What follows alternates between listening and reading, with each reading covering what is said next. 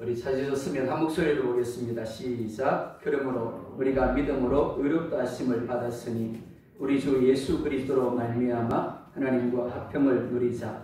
또한 그로 말미암아 우리가 믿음으로 서 있는 이 은혜에 들어감을 얻었으며 하나님의 영광을 바라고 즐거워하느니라. 아멘. 우리 한 번 더 읽을까요? 시작. 그러므로 우리가 믿음으로 의롭다 하심을 받았으니 우리 주 예수 그리스도로 말미암아 하나님과 화평을 누리자. 또한 그로 말미암아 우리가 믿음으로 서 있는 이 은혜에 들어감을 얻었으며 하나님의 영광을 바라고 즐거워하느니라. 아멘. 믿음으로 누리는 복이라는 제목으로 하나님 말씀 증거하도록 하겠습니다. 지난주까지 우리는 로마서 4장을 살폈습니다. 4장까지의 말씀을 5가지로 정리할 수 있겠습니다. 첫째, 모든 사람이 죄인이고 의인이 하나도 없음을 살폈습니다. 둘째, 그 죄로 인하여 모든 사람에게 저주가 임하였고 모든 사람에게 구원이 필요함을 살폈습니다. 셋째, 그러나 사람은 자신의 행위나 노력으로는 결코 구원을 얻을 수 없음을 또한 살폈습니다. 넷째, 하나님이 보내신 구원자, 즉 예수님께서 십자가에서 이루어 놓으신 일을 믿음으로 구원을 얻을 수 있음을 또 함께 살폈습니다. 그리고 마지막으로 이 믿는 믿음 역시 우리에게서 난 것이 아니라 하나님이 구원하시기로 작정하심으로 주어진 것임을 함께 살폈습니다. 하나님이 이것을 깨닫게 하시고 이것을 받아들이게 하시는 것이 구원입니다. 오늘 본문인 5장은 우리가 이렇게 믿음으로 말미암아 의롭다함을 받게 되었을 때 누리게 되는 축복이 무엇인가를 말씀을 하고 있습니다. 그 첫째가 하나님과 화평하게 된다라는 것입니다. 1절을 보면 이렇게 말씀을 합니다. 함께 볼까요? 시작. 그러므로 우리가 믿음으로 의롭다 하심을 받았으니 우리 주 예수 그리스도로 말미암아 하나님과 화평을 누리자. 아멘. 그러므로 라고 말씀을 합니다. 5장은 4장과 별개의 이야기가 아니라 4장에 연결되는 말씀임을 이야기하는 부분입니다. 4장은 죄인된 유대인과 이방인들이 의롭게 되는 것이 믿음으로 말미암는 것임을 이야기했습니다. 사람이 의롭다함을 받는 것은 오직 하나 예수 그리스도를 믿는 믿음밖에 없음을 이야기를 했습니다. 믿음과 신념의 차이가 무엇인가를 설명을 했습니다. 기억을 하고 계십니까? 믿음과 신념은 아주 비슷하다라고 했습니다. 그래서 많은 사람들이 착각을 하고 속아 넘어간다라고 했습니다. 하지만 전혀 다른 것이라고 했습니다. 신념은 자기 자신과 자신의 생각을 신뢰하고 의지하며 맡기는 것입니다. 그러니까 교회 안에 머물고 있지만 그 사람의 중심에 누가 있다고요? 하나님이 아닌 자기 자신이 있는 것이 신념입니다. 반면에 믿음은 하나님과 하나님의 말씀을 신뢰하고 의지하며 맡기는 것입니다. 신념으로 움직이는 사람 그리고 믿음으로 움직이는 사람의 열매는 다를 수밖에 없습니다. 동일하게 하나님을 믿는다라고 고백을 할 수 있습니다. 동일하게 같은 장소에서 하나님을 예배할 수 있습니다. 하지만 그 삶의 열매를 보면 그 사람이 가지고 있는 것이 신념인지 아니면 믿음인지를 잘 알 수가 있는 겁니다. 무엇보다 하나님을 누림이 다릅니다. 믿는다고 하면서도 하나님을 누리지 못하는 사람의 대부분은 자기 신념에 따른 삶을 살아가는 사람이라고 할 수 있습니다. 즉 하나님을 믿는다라고 하지만 정작 하나님을 신뢰하지도 않고 의지하지도 않고 하나님께 맡기지도 않는 겁니다. 그러니까 당연히 하나님이 역사하실 수가 없고 하나님을 누릴 수도 없는 겁니다. 이런 겁니다. 가지가 나무에서 떨어졌습니다. 그 가지가 그 나무가 맺게 하려는 열매를 맺을 수 있겠습니까? 그럴 수가 없는 겁니다. 그 가지가 살려면 기본적으로 나무에 붙어 있어야 되고 붙어 있을 때 그 나무로 말미암아 열매를 맺게 되어지는 겁니다. 이는 하나님과의 관계에서도 마찬가지입니다. 우리가 믿는 하나님은 전능하신 하나님입니다. 무엇이든 할 수 있는 하나님입니다. 하지만 우리가 하나님을 믿지 않으면, 즉 하나님을 신뢰하고 의지하고 맡기지 않는다라면 그 하나님이 우리 가운데 아무것도 할 수가 없는 겁니다. 우리에게 믿음이 있다라면 우리는 그 믿음으로 말미암아 하나님의 복을 누리게 됩니다. 그 첫 번째가 하나님과의 화평입니다. 화평이라는 말을 원문에서 보면 에이레네라는 헬라어를 씁니다. 이 단어의 기본적인 의미는 평화의 상태를 가리킵니다. 이는 전쟁이 끝남으로 인하여 주어진 상태를 말하고 관계에 있어서 화합을 하고 평화를 가지는 것을 가리킵니다. 특별히 이 단어는 결합하다라는 의미를 가진 에이로라는 단어에서 유래가 되었습니다. 그러니까 저로 인하여 하나님으로부터 멀어졌습니다. 하나님으로부터 떨어졌습니다. 그래서 하나님과 대립하게 되었고 하나님과 전쟁하게 되었습니다. 그런데 예수 그리스도로 말미암아 다시 하나님과 하나가 되었습니다. 결합하게 되었습니다. 그래서 하나님과 우리 사이에 전쟁이 없어진 상태를 에이레네라고 이야기하는 겁니다. 창세기 2장 7절을 보면 이렇게 말씀을 합니다. 함께 볼까요? 시작.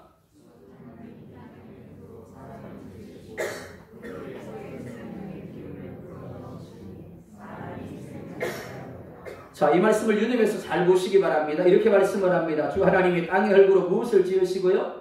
사람을 지으시고 라고 말씀을 합니다. 우리 아이들이 학교에서 찰흙으로 사람을 만듭니다.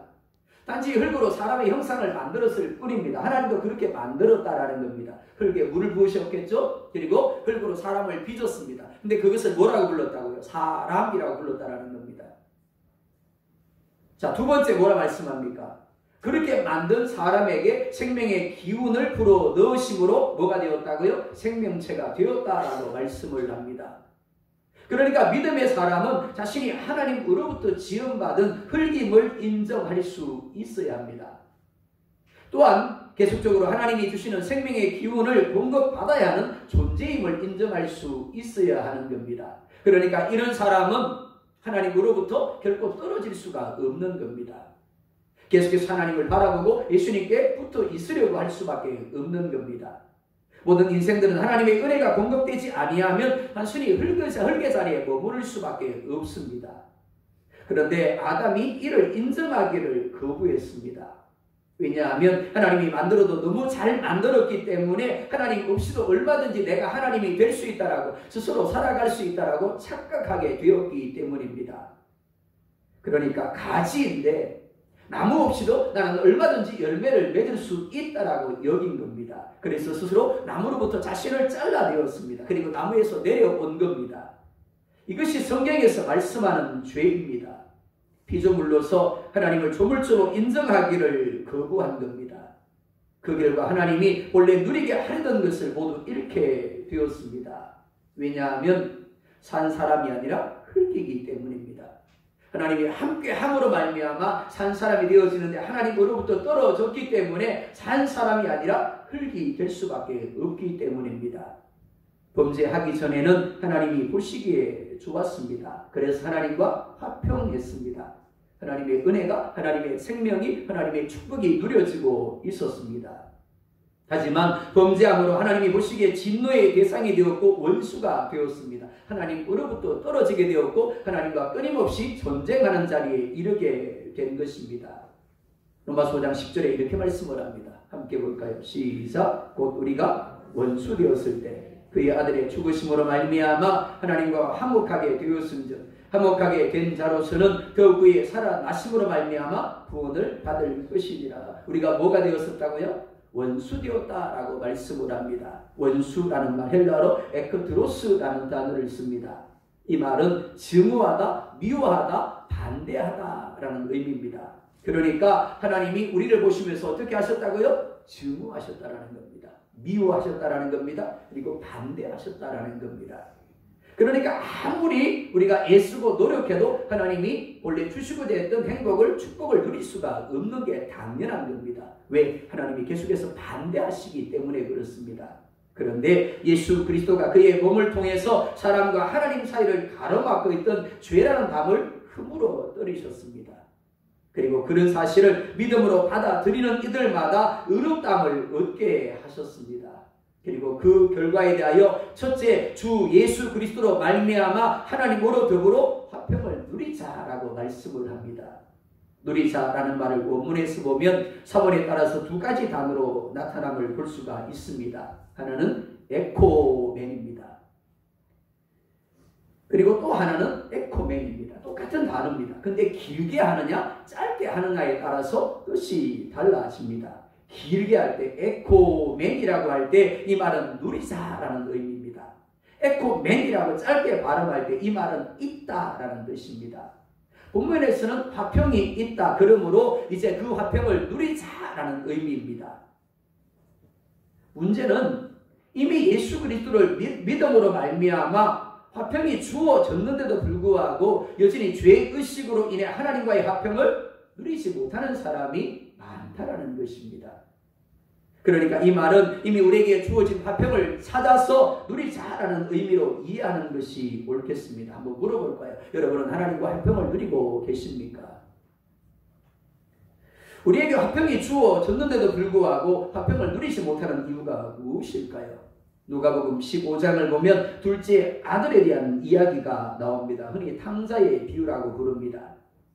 둘째 아들이 어떤 사람입니까? 그는 아버지가 살아있음에도 불구하고 아버지에게 자기 몫의 유산을 요구했습니다. 그리고 그 유산을 가지고 먼 나라로 가서 허랑방탕한 삶을 통하여 받은 재산들을 허비한 아들입니다. 그래서 아들은 이렇게 말을 합니다. 아들이 이르되 아버지여 내가 하늘과 아버지께 죄를 지었사오니 지금부터는 아버지의 아들이라 일컬음을 감당하지 못하겠나이다. 나를 품권의 하나로 보소서. 그런데 그 아버지는 도리어 그 아들을 안아줍니다. 그리고 입을 맞춥니다. 그리고 살찐 송아지를 잡아 잔치를 벌이고 신을 신겨주며 가락지를 손에 끼워줍니다. 한번 물어볼까요? 아버지와 아들의 다른 점이 무엇입니까? 아버지는 아들이라는 존재와 관계에 반응을 했습니다. 반면에 아들은 자신이 아버지의 재산을 탕진했다라는 조건에 반응을 했습니다. 이는 우리도 다르지 않습니다. 둘째 아들처럼 우리 역시 자꾸만 관계가 아니라 조건에 반응하려고 합니다. 즉 내가 무엇을 했다 혹은 무엇을 하지 못했다에 따라 하나님께 반응하는 겁니다. 지난주간 말씀을 열심히 보았습니다. 예배 자리도 빠지지 않고 참여했습니다. 기도도 부지런했고 말씀에 순종하는 삶을 살았습니다. 그럼 어떨까요? 네, 하나님 앞에 나올 때 당당한 겁니다. 하나님이 나를 기뻐할 것이고 하나님 나를 좋아할 것이고 하나님이 나를 더 사랑해 줄 것이라고 여기는 겁니다. 근데 지난주에 말씀대로 살지 못했습니다. 예배도 잘 드리지 못했고 기도 생활도 잘 하지 못했습니다. 그러면 어떻습니까? 괜히 내 마음에 어떻게 해요? 눈치 보이죠. 하나님이 나를 뭐라 그러실 것 같은 거예요. 우리가 이렇게 반응하는 이유가 무엇이가 하면 예수님으로 인하여 이미 화목하게 된 존재임을 확신하지 못하기 때문입니다. 내가 무엇을 함으로 하나님과 화목하게 되는 것이 아닙니다. 예수님이 나의 죄를 대신 덮어쓰고 십자가에서 죽어서 나의 죄를 온전히 씻으셨기 때문에 이미 하나님과 우리 사이를 가로막고 있던 죄라는 벽이 무너졌습니다. 하나님과 우리 사이를 가로막고 있던 그 모든 것들이 부서뜨려졌습니다. 뻥 뚫려져 있습니다. 그리고 그로 말미암아 이미 화목하게 되어진 겁니다. 그런데 많은 이들이 이미 예수님을 믿음으로 인하여 하나님과 화평하게 되었음에도 불구하고 이 화평을 누리지 못하니까 오늘 사도 바울이 새삼스럽게 우리가 하나님과 화평을 누리자라고 이야기하고 있는 겁니다. 마가복음 7장에 보면 예수님이 두로 지방에 가셨을 때 귀신 들린 딸을 둔 솔로몬에게 여인을 만나게 됩니다. 여인은 예수님께 귀신 들린 자신의 딸을 고쳐줄 것을 요청을 합니다. 그런데 예수님은 이렇게 말씀을 합니다. 자녀의 떡을 취하여 개들에게 던짐이 마땅치 아니하니라. 그래서 여인은 이렇게 대답을 합니다. 맞습니다. 그런데 개들도 주인의 상에서 떨어지는 부스러기는 먹습니다. 여인은 자신을 개라고 인정을 했습니다. 그래서 부스러기 은혜라도 괜찮다라고, 그 부스러기 은혜라도 내게 주십시오라고 간청을 했습니다. 이것이 자녀와 이방인의 차이입니다. 우리는 이전에는 개였을지 모르겠습니다. 하지만 이제는 개가 아닙니다. 더 이상 부스러기가 아니라 떡을 더 큰 은혜와 축복을 당당하게 요구하신 하나님의 자녀가 되었습니다. 그러니까 하나님과의 자녀와의 관계를 누려야지 하나님과 개와의 관계가 누려져서는 안 되는 겁니다. 이는 믿음으로만 가능합니다. 믿음은 자기 자신을 신뢰하던 것에서 하나님을 신뢰하고 하나님을 의지하며 하나님께 맡기는 것이라고 했습니다. 여러분의 모습을 보십시오. 지난 한 주에 여러분의 삶을 한번 돌아보시기 바랍니다. 하나님과 화평할 만한 모습인가요? 하나님과 화평할 만한 존재인가요? 아마 그렇지 않을 겁니다. 목사님 저도 마찬가지입니다. 하나님을 기쁘시게 하는 삶을 살려고 애썼습니다. 몸부림쳤습니다. 하지만 돌아보면 여전히 하나님 앞에 부끄럽고 하나님 앞에 죄송스러운 모습이 더 많은 거예요. 그러니까 나의 모습만 본다라면, 내가 가지고 있는 조건만 본다라면, 내가 가지고 있는 자격만 본다라면 하나님을 향하여 하나님 합평하십시다 라고 이야기할 수 없는 겁니다. 하나님과 내가 합평한 관계라고 이야기할 수가 없는 겁니다. 근데 누구를 보면요, 예수님을 보면 이미 나는 하나님과 합평한 관계인 겁니다. 예수님이 내가 가지고 있던 그 모든 죄들을 없이 하셨기 때문에 그렇습니다. 하나님과 합평하는 데 있어서 많은 장애물들이 있습니다. 사단이 우리의 마음을 미혹할 겁니다. 말도 안 되는 소리 하지 마. 네 같은 게 무슨 하나님과 화목해. 하나님이 너를 기뻐하실 것 같아. 하나님이 지금 이렇게 사는 너를 받아주실 것 같아. 너를 사랑하실 것 같아. 끊임없이 미혹합니다. 그래서 불안하게 하고 두려워하게 하고 염려하게 합니다. 하지만 그런 고정관념을 뛰어넘어야 하는 겁니다. 우리의 생각들을 뛰어넘어야 하는 겁니다. 주변 사람들의 시선과 말을 뛰어넘어야 합니다. 나를 둘러싸고 있는 갖가지 상황들을 뛰어넘어야 하는 겁니다. 우리가 붙들어야 할 것이 무엇입니까? 우리를 둘러싸고 있는 상황이 아닙니다. 환경이 아닙니다. 사람들은 그럴지 모르겠습니다. 하나님이 너와 함께하고 계시다라면, 하나님이 너와 화평하고 계시다라면 네 삶이 과연 이렇게 하도록 하나님이 내버려 두실 수 있을까? 하나님이 너를 사랑하지 않는 거야. 하나님과 너와 합평하지 않는 거야 라고 미워할지 모르겠습니다. 주변 사람들이 상황이 끊임없이 우리를 그렇게 흔들지 모르겠습니다. 하지만 우리가 붙들어야 할 것은 오직 하나님의 말씀인 줄 믿으시기 바랍니다. 하나님이 이미 예수 그리스도로 말미암아 너희가 화평하게 되었다라고 말씀하는 겁니다. 오직 그 말씀만 붙들 수 있기를 원합니다. 둘째, 은혜의 자리로 들어감을 얻었다라고 말씀을 합니다. 2절 상반절에 이렇게 말씀을 합니다. 함께 볼까요? 시작. 또한 그로 말미암아 우리가 믿음으로 서 있는 이 은혜에 들어감을 얻었으며, 믿음으로 은혜에 들어감을 얻었다라고 말씀을 합니다. 우리는 살아가면서 무엇이든지 얻고자 한다면 반드시 대가를 지불해야 한다는 것을 잘 알고 있습니다. 자, 이렇게 생각을 해보겠습니다. 제가 DC마트를, 식자재 마트를 갔습니다. 가니까 먹음직스러운 빵이 있는 겁니다. 그 빵을 집어들고 나옵니다. 종업원이 어떻게 할까요? 안녕히 가십시오. 그럴까요? 어떻게 이야기하죠? 도둑이야. 그럴 겁니다. 그 얼마나 하겠습니까? 근데 그 작은 거라도 제가 그냥 대가를 지불하지 않고 나오게 되면 어떻게 해요? 도둑이 되어지는 겁니다. 세상의 모든 것들이 그러합니다. 대가를 요구합니다. 하지만 선물의 경우는 다릅니다. 선물은 대가를 필요로 하지 않습니다. 주는 사람의 마음입니다. 그러니까 받는 사람은 그냥 받으면 되는 겁니다. 은혜가 그러합니다. 은혜는 어떤 대가를 필요로 하지 않습니다. 왜냐하면 이미 그 대가를 누군가가 대신 지불했기 때문입니다. 그러니까 그냥 받으면 되는 겁니다. 스승의 날이 지났습니다. 과거에 아주 오래전에 가르쳤던 제자가 1등급 한우 세트 티켓을 보내왔습니다. 요즘 얼마나 좋은지 모르겠습니다. 어느 날 카톡 그러는데 보니까 제자가 한우 1등급 세트를 보냈어요. 종류별로, 부위별로 보냈는데 너무 좋은 거예요. 선물 수령이라는 곳을 클릭을 했습니다. 그랬더니 며칠 뒤에 한우 세트가 왔습니다. 그리고 맛있게 먹었습니다. 자, 제가 돈을 냈을까요? 안 냈을까요? 안 냈습니다. 그렇죠? 왜요? 제자가 이미 돈을 냈기 때문에 그렇습니다. 이게 뭐라고요? 은혜입니다. 구원도 마찬가지입니다. 구원은 우리가 대가를 지불할 수 있는 영역이 아닙니다.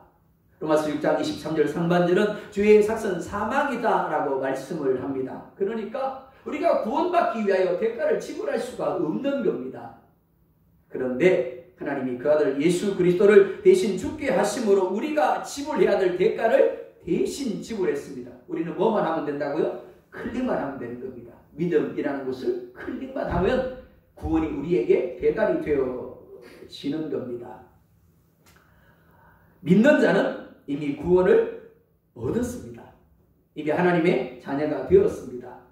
그러니까 우리의 아버지 되신 하나님께서 우리의 모든 실수나 허물들을 다 책임져 주십니다. 단지 우리는 넘어질 때마다 다시 일어나면 됩니다.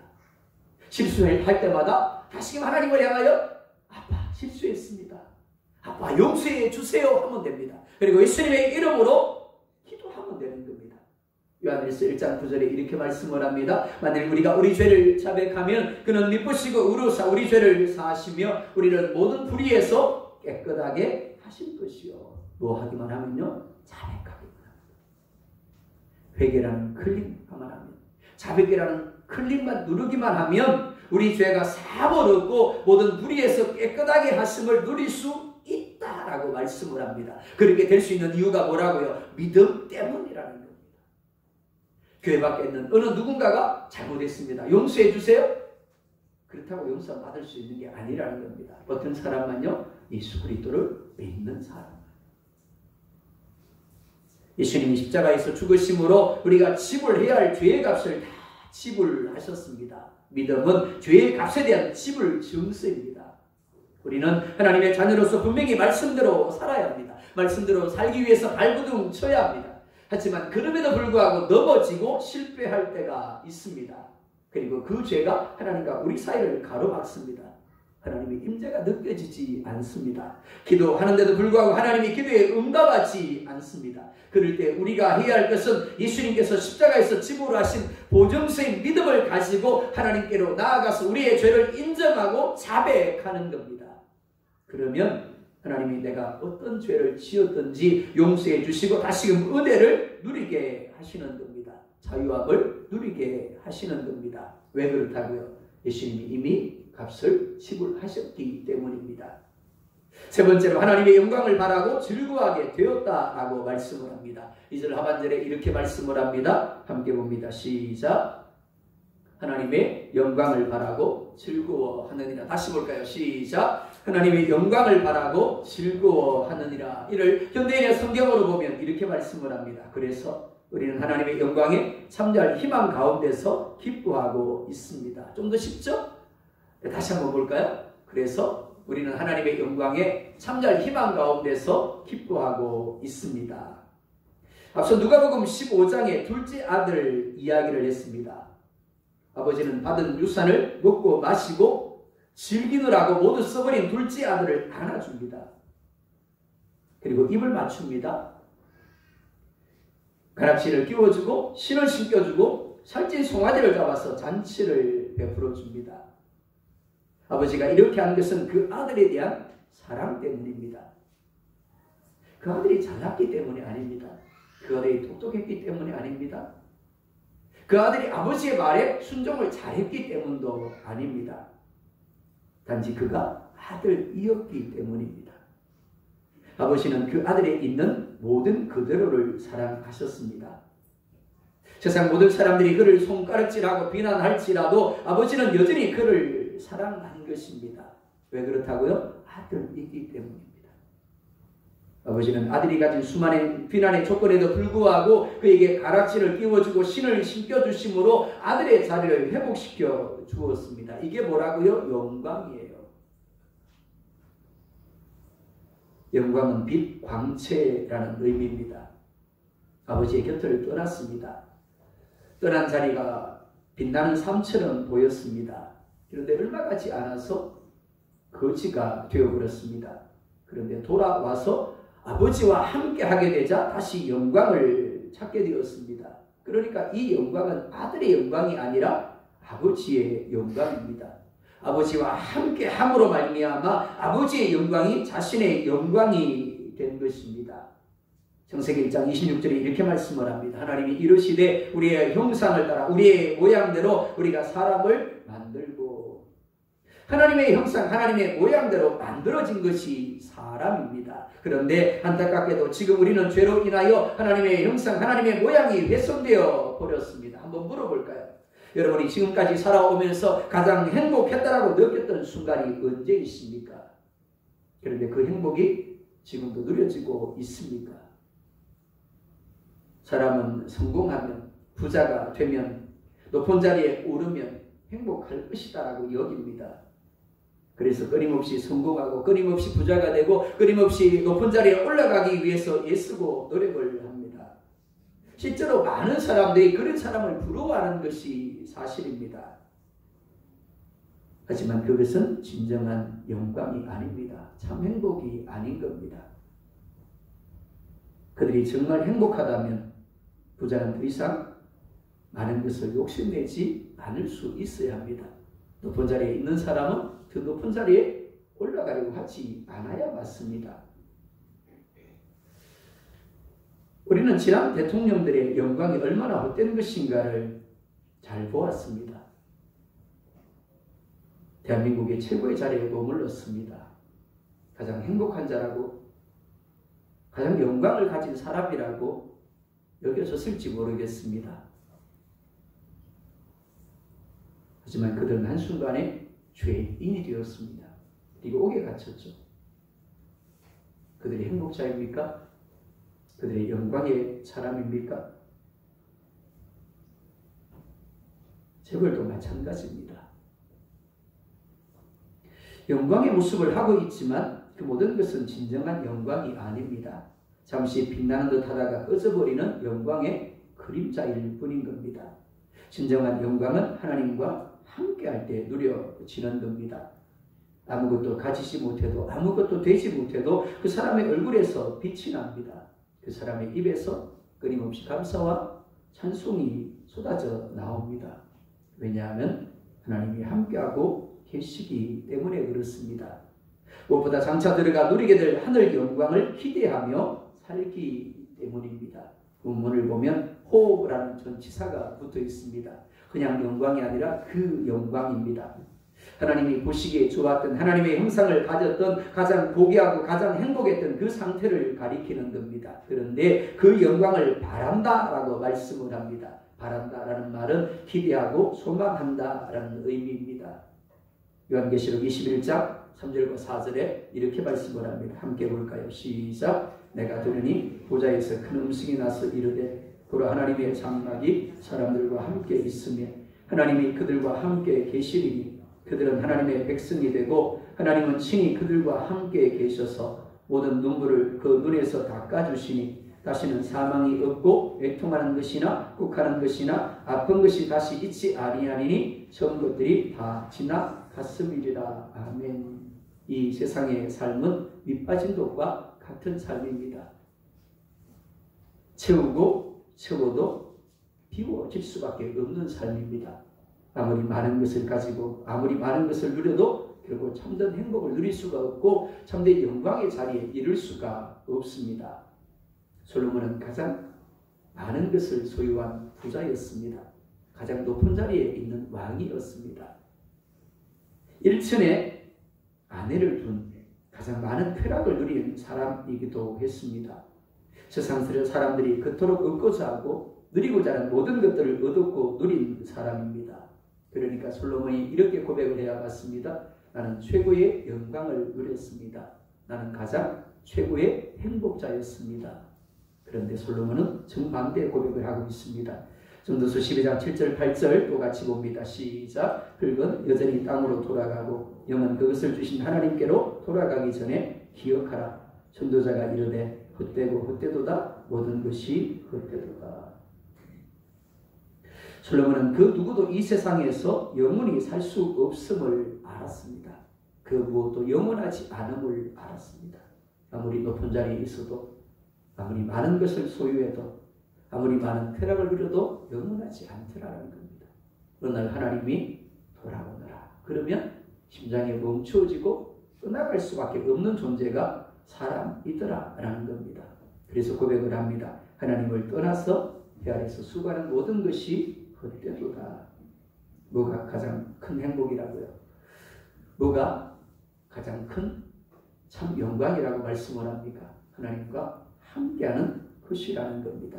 그렇기 때문에 이 세상을 떠나 하나님께로 돌아가기 전에 참 행복이 무엇인지 그리고 참 영광이 무엇인가를 기억하라고 고면하고 있는 겁니다.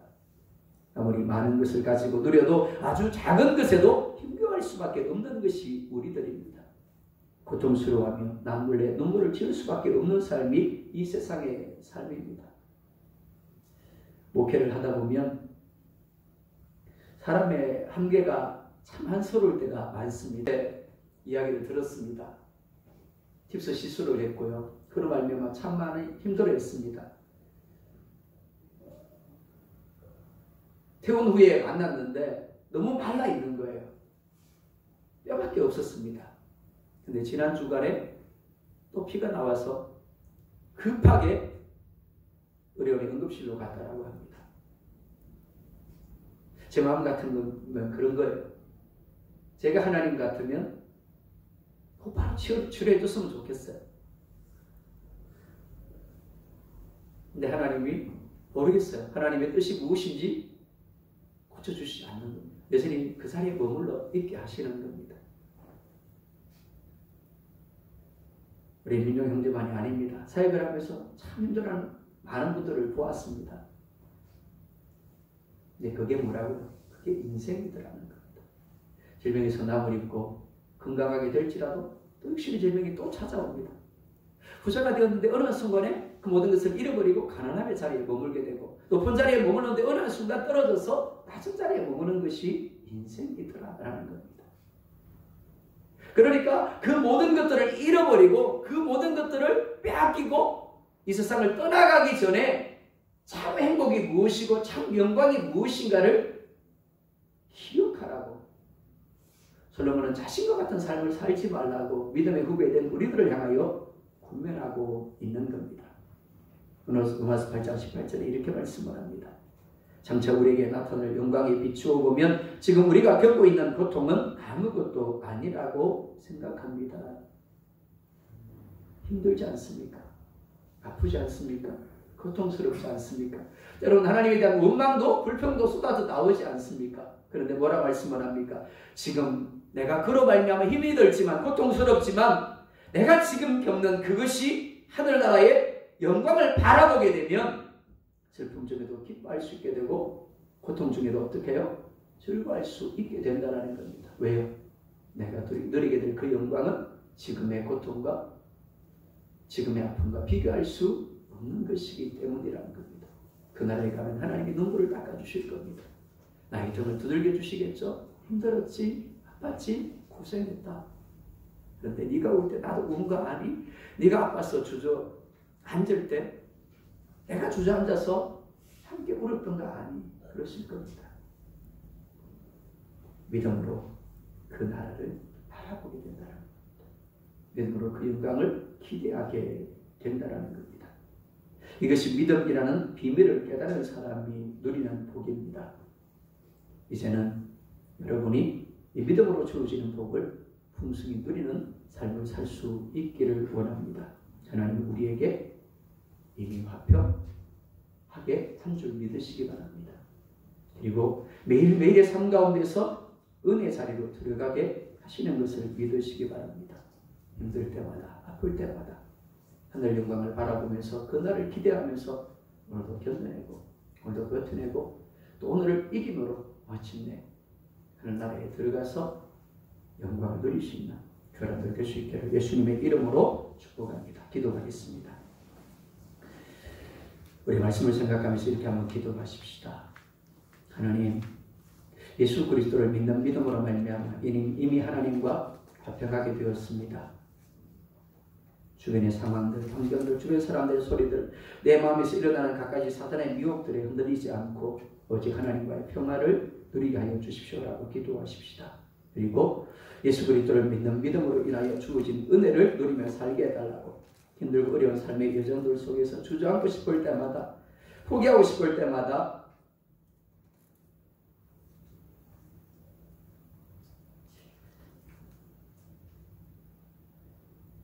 장차 누리게 될 영광을 바라보며 견디며 이기게 살게 해달라고 그리고 마침내 영광의 자리에 이르게 해달라고 우리 그렇게 한번 기도하겠습니다. 함께 기도하겠습니다.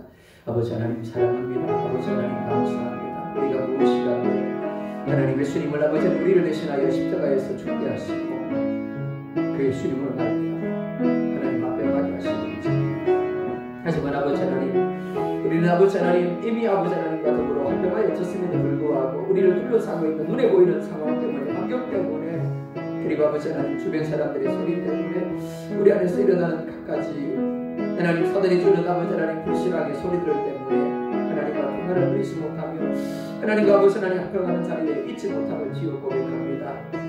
아버지 하나님 우리를 불쌍히 여겨주시기를 원합니다. 하나님과 진정한 합평을 누리게 하여 주십시오.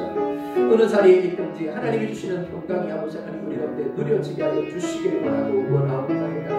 하나님 감사할 수 없는 자리에서 감사하며 하나님 기뻐할 수 없는 자리에서 아버지 하나님 기뻐할 수 있도록 인도하여 주시기를 원합니다. 특별히 아버지 하나님이여 기도합니다. 예수님이 이미 아버지 하나님 우리를 대신하여 모든 우리의 죄값을 지불하셨습니다. 그날진대 믿음으로 인하여 주어진 예수 그리스도의 그 은혜를 누리며 아버지 하나님 살게 하시되 하나님 예수님의 이름을 들고 우리의 죄를 자백하게 하여 주시옵시고 그로 말미암아 용서함을 누리며 또 은혜 가운데 거할 수 있도록 인도하여 주시기를 원합니다. 하나님 살아가고나면 아버지 하나님 우리가 원하지 않는 아버지 어려움의 자리에 고통의 자리에 아픔의 자리에 하나님 머물 때가 있습니다. 사도 바울 역시 하나님을 향하여 아버지 자신에게 있는 가시를 제거해달라고 3번씩이나 간구하지 아니하였습니까? 그런데 하나님은 아버지 하나님 그의 기도를 듣지 아니하시고 하나님 내 은혜가 네게 족하다라고 말씀하시며 하나님 가시를 가지고 살아가게 하지 아니하셨습니다. 하나님 우리 가운데 아픔이 있습니다. 하나님 우리 가운데 고통이 있습니다. 하나님 우리 가운데 힘듦이 있습니다. 그런 말미암아 아버지 하나님 주저앉고 싶고 모든 것을 아버지 던져버리고 포기하고 싶은 마음들이 하나님 우리 가운데 있지 않습니까? 그러나 아버지 하나님 그런 아버지의 삶의 여정들 속에서도 장차 누리게 될 영광을 예수 그리스도로 말미암아 바라보게 하여 주십시오. 기대하게 하여 주십시오. 오늘 내가 아버지 하나님 겪는 이 고난이 이 어려움이 하나님 내가 장차 누리게 될 아버지 하나님 그 영광과는 비교될 수 없음을 바라보므로 능히 견디며 능히 이기게 하여 주시옵시고 마침내 아버지 영광의 자리에 천국에 아버지 하나님 들어갈 수 있는 아버지 우리 모두가 될 수 있도록 주님 역사하여 주시옵소서. 아버지 하나님 우리를 택하시고 우리를 위하여 예수님의 십자가에서 죽으시고 성령 하나님이 우리 가운데 오셔서 이 모든 것들을 깨닫고 믿음으로 말미암아 이미 우리가 하나님의 자녀가 된 줄 믿습니다. 하나님과 화평하게 되어졌고 하나님의 은혜가 우리 가운데 거하고 있으며 우리는 장차 예수님 왕으로 계신 그 하늘나라에 들어가서 지금 내가 겪고 있는 고난과 비교할 수 없는 영광을 이미 누리게 되었음을 믿습니다. 이 복을 붙잡게 하여 주십시오. 이 복을 사단에게 빼앗기지 않게 하여 주십시오. 나를 둘러싸고 있는 갖가지 상황과 환경 그리고 주변 사람들의 소리들 내 마음에서 일어나는 갖가지 사단의 미혹과 불신앙 때문에 이 복을 빼앗기지 않게 하여 주옵시고 온전히 아버지 하나님 내가 머무는 자리마다 이 복을 누림으로 말미암아 하나님과의 관계를 누리며 하나님의 은혜를 누리며 또 아버지 하나님 힘들고 어려운 이 시간 정말 주저앉고 싶을 때마다 눈물이 아버지 내 눈에서 하염없이 흐를 때마다 그 영광을 바라보며 더 버텨낼 수 있는 견뎌낼 수 있는 하나님 우리들이 될 수 있도록 역사하여 주십시오. 우리 성도의 삶을 우리 성도의 가정과 기업을 직장을 자녀들을 주여 축복하여 주옵시고 주님의 긍휼 주님의 자비 주님의 인애를 도와시되 주님 그들의 마음을 붙잡아 주옵시고 이루하시고 격려하여 주옵시고 주님의 음성을 그들 가운데 들려주시옵소서. 주님의 역사를 허락하여 주옵소서. 우리 주님 예수님의 이름으로 기도드리옵나이다. 아멘.